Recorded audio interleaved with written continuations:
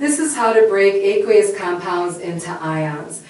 After you've predicted the products for a double replacement reaction, we're going to go on and write complete and net ionic equations. To be able to write a complete ionic equation, you have to take aqueous compounds and divide them into their ions, because aqueous means that these exist as ions.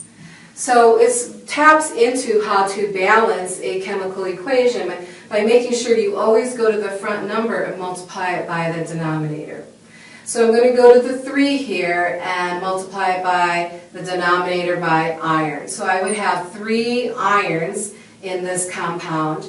And when I'm trying to determine how many chlorines I have, I go back to the 3 in front of it, multiplied by the subscript, which is 2, to have 6 chlorines. So when this breaks into its cation and anion, I'm trying to write a complete ionic equation in the next video, this is how you break this compound into its separate ions.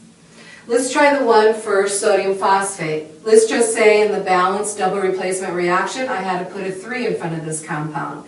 Now it's time to write the complete ionic equation. To be able to divide it into the cation and anion, I'm going to go to that front subscript, multiply it by the subscript to get 9 sodium ions. Again, I'm going to go to the front, and I realize that phosphate is a polyatomic. I'm going to keep that together as it should be. So in this particular example, this is how it breaks into cations and anions. Now the last one, let's take a look at how this might break into a cation anion.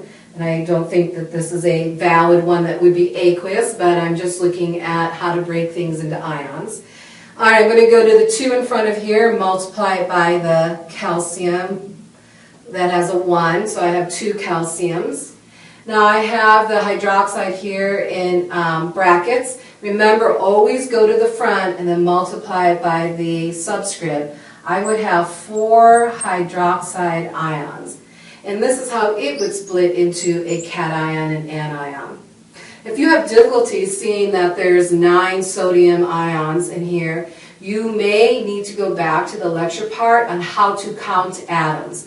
This is exactly what you're doing. We're trying to balance an entire equation, which is determining how many you have of each element. This is really what you're doing in this particular exercise, but you are dividing into cations and anions. That's the only difference. But I would have had to see that I had 6 chlorines on that side. I'm writing it as 6 chloride ions now. I would have seen that there's 3 irons, and I'm just making it as a cation.